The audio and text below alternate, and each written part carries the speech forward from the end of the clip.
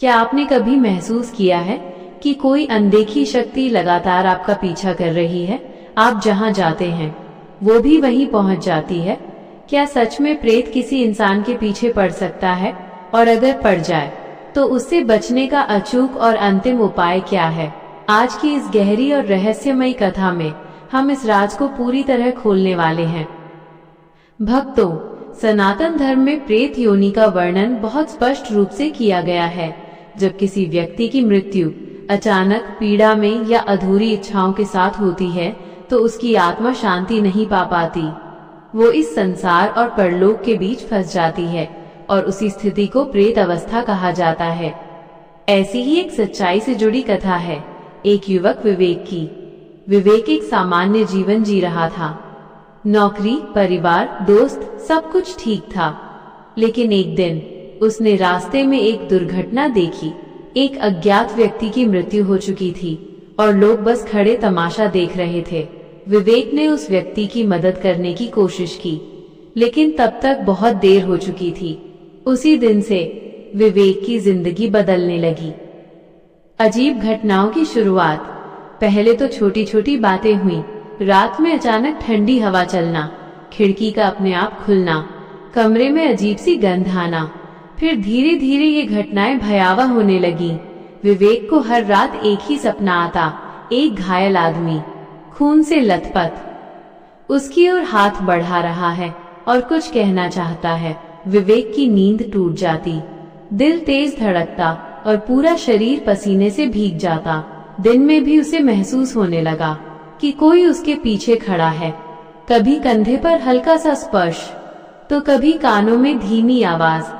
विवेक अब समझ चुका था ये कोई सामान्य बात नहीं है। साधु से मुलाकात, डर और परेशानी में विवेक एक ज्ञानी संत के पास पहुंचा। संत ने उसकी पूरी बात सुनी और गहरी ध्यान अवस्था में चले गए। कुछ देर बाद उन्होंने आंखें खोली और कहा, बेटा, जिस व्यक्ति की मृत्यु तुमने देखी थी उसकी आत्मा तुम्हारे साथ जुड़ गई है। विवेक घबरा गया, लेकिन क्यों? मैंने तो उसकी मदद करने की कोशिश की थी। संत बोले, यही कारण है, जब बाकी लोग उसे अनदेखा कर रहे थे तब तुमने उसे महसूस किया। तुम्हारा मन करुणा से भरा था और उसी करुणा ने उस आत्मा को तुम्हारे साथ बांध दिया। प्रेत किसी के पीछे क्यों पड़ता है? गहराई से समझें। संत ने विस्तार से समझाया। 1. अधूरी इच्छाएं और दर्द। जब आत्मा अपने दुख, बदला या किसी अधूरी चाह के साथ मरती है तो वो उसी भावना में बंध जाती है। 2. सहारा खोजती आत्मा। हर प्रेत बुरा नहीं होता। कुछ आत्माएं सिर्फ किसी ऐसे इंसान की तलाश में होती हैं जो उनकी बात समझ सके। 3. ऊर्जा का आकर्षण। जिन लोगों की आभा कमजोर होती है या जो डर, तनाव और नकारात्मकता में रहते हैं, प्रेत उन्हें जल्दी पकड़ लेते हैं। 4. आध्यात्मिक खुलापन। कुछ लोग जन्म से ही संवेदनशील होते हैं। उन्हें अदृश्य शक्तियां जल्दी महसूस होती हैं। ऐसे लोग प्रेतों के लिए दरवाजा बन जाते हैं।